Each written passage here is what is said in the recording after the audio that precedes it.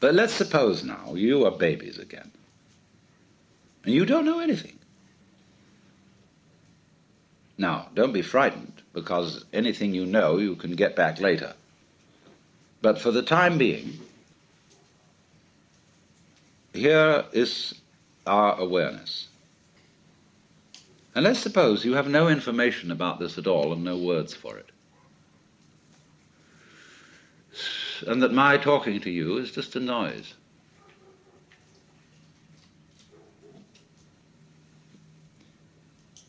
Now, don't try to do anything about this. Don't make any effort. Because naturally, by force of habit, certain tensions remain inside you, and certain ideas and words drift all the time through your mind.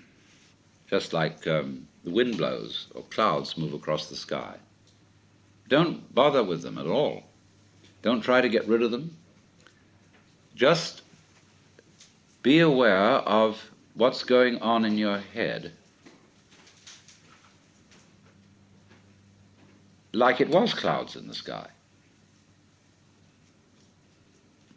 or the crackling of the fire.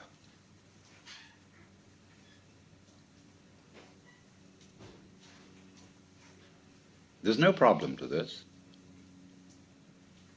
All you have to do, really, is look and listen without naming, and if you are naming, never mind. Just listen to that.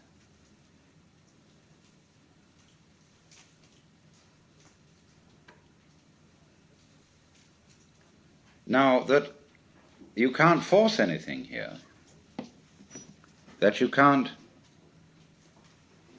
willfully stop thinking and stop naming, is only telling you that the separate you doesn't exist. It isn't a mark of defeat. It isn't a sign of your lack of practice in meditation. That it runs on all by itself simply means that the individual separate you is a figment of your imagination. So you are aware at this point of a happening. Remember, you don't know anything about the difference between you and it. You haven't been told that. You've no words for the difference between inside and outside, between here and there, and nobody has taught you that what you see out in front of you is either near or far from your eyes. Watch a baby put out a finger to touch the moon.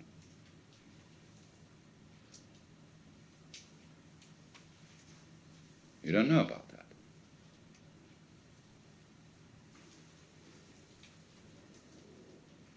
Just, therefore,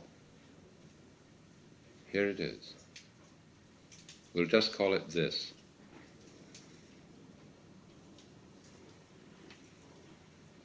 And if you will feel it, the going on, which includes absolutely everything you feel.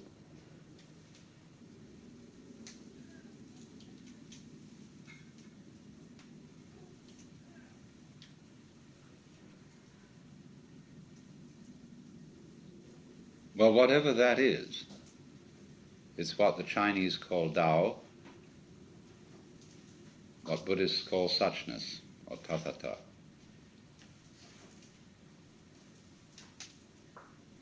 And it's a happening. It doesn't happen to you, because where is that? You, what you call you, is part of the happening, or an aspect of it. It has no parts. It's not like a machine. And it's a little scary, because you'd say, well, who's in control around here? Why should there be anyone?